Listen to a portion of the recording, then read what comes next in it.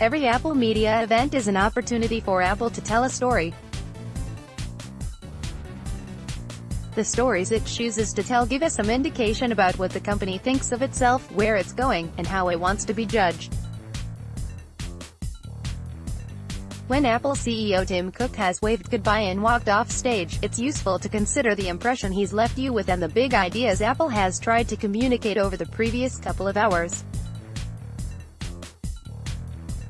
After more than 20 years of going to Apple developer conferences, you'd think that I'd have this down cold, but the fact is that Apple is always changing, and every time you think you've got its playbook figured out, it changes again. Regardless, here are some big ideas and trends that I think are the most likely ones for Apple to use on stage next Monday at the WWDC 2018 keynote. Siri and Assistant tech. Last year I was really hoping for a major emphasis on Siri, but we didn't get it, despite the introduction of the HomePod. In the past year, Apple hasn't visibly stepped up its virtual assistant game, even with the presence of that Siri-controlled speaker in its product line. In fact, one could argue that the existence of the HomePod has further exposed how far Apple seems to have fallen behind Amazon and Google. Apple, it's past time for a focus on Siri, and WWDC is always a good place for such a focus to emerge.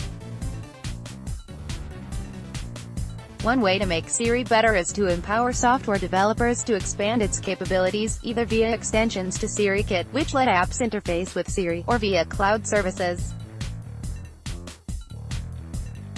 Of course, Apple needs to do more than just throw Siri to developers and hope that they'll do something with it. The core service itself needs to be better. If you're Apple, you can't tell a story about how your virtual assistant is intertwined with every product you release unless the product is good enough to back up that story. For Siri to take center stage, it must be a star worthy of that billing. Is Siri about to get a lot better, or are we in for another year where Apple's mediocre voice assistant is the elephant in the room? Our last year's core story at WWDC was the rise of augmented reality and virtual reality within Apple. On the AR front, Apple is building out its augmented reality tools for developers and letting the iPhone be a place where Apple developers and users all figure out together what AR is good for and what it's not, well in advance of any future release of augmented reality hardware. Apple, it's hard to believe that Apple will step back from its heavy interest in AR. Tim Cook talks about it at every opportunity. Apple's iPhone hardware is a great testbed, and I'd imagine that it will unveil even more features to encourage developers to explore AR. On the VR front, last year was a bit of a surprise, as Apple announced that the iMac Pro would provide enough power for VR development to happen on the Mac. I'd expect Apple to double down on that point, perhaps with some VR-specific announcements, now that the iMac Pro is shipping. And perhaps Apple will extend that sales pitch to MacBook Pros via external GPU boxes. Keep in mind, the WWDC audience is a nerdy crowd, and Apple likes to play to it, all while understanding that there's a much broader audience that's watching the keynote from afar. AI and machine learning. Artificial intelligence and machine learning are the hottest buzzwords in the tech industry, and it's a point of pride within Apple to show that they're out there on the forefront. Last year Apple showed off some tools for developers to use machine learning, and of course the iPhone features dedicated hardware for the purpose. Expect this story to continue to be extended across Apple's product line. This isn't just about Siri, it's about better image recognition in photos, and about app suggestions when you search, or in the iPad dock, and probably several other corners of Apple's ecosystem that you haven't even considered yet. Just a shot in the dark, but wouldn't it be great if Apple could use machine learning to improve how your iPhone notifications are prioritized? Digital will be one of the major themes at Google. I/O this year was the idea of Google creating features that help humans regulate the time they spend with their devices and better integrate it into a fuller, richer life. Thanks to my podcast co-host Mike Hurley, I'm coming around to the idea that Apple will offer its own spin on this concept. Consider iOS Notification Center.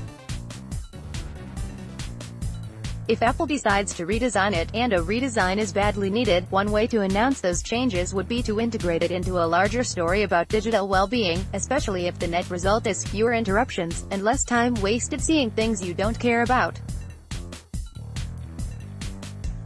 This is where storytelling can make a somewhat boring set of operating system interface tweaks into something larger. In this case, that Apple's making changes to make your life better. Apple and there's Do Not Disturb. Last year, Apple added the Do Not Disturb while driving feature. That's a great start, but there's more to be done. The iPhone is currently kind of a mess when it comes to what notifications and alerts make noise or break through, and when. Once again, changes could be part of a larger story about not missing important messages, and not being disrupted when your device knows you're doing something more important. With its focus on health and wellness features, the Apple Watch fits into this larger story as well. Last year Apple added breathing reminders to WatchOS in an attempt to get us all to chill just a little bit. What's this year's equivalent? Will yoga become a first-class workout citizen? And I wonder if this is the year Apple will finally tackle sleep tracking with the Apple Watch. The Apple Watch Series 3 has enough battery to last through the night. In fact, if you charge the watch after you wake up while showering and getting ready for work, it can make it through the night without a problem. And once you're wearing your watch at night, Apple can start making recommendations about your bedtime and how much sleep you need to get, and even providing badges and other incentives to get a good night's sleep. I can't guarantee any of these stories will be at the center of Apple's WWDC presentation, but you can rest assured that there will be some kind of narrative that holds Apple's presentation together. When you're watching the keynote, don't let yourself get so caught up in the products that you don't see the forest for the trees. Sometimes the moves Apple makes aren't as illuminating as the story it tells about why it's making them. To comment on this article and other Macworld content, visit our Facebook page or our Twitter feed.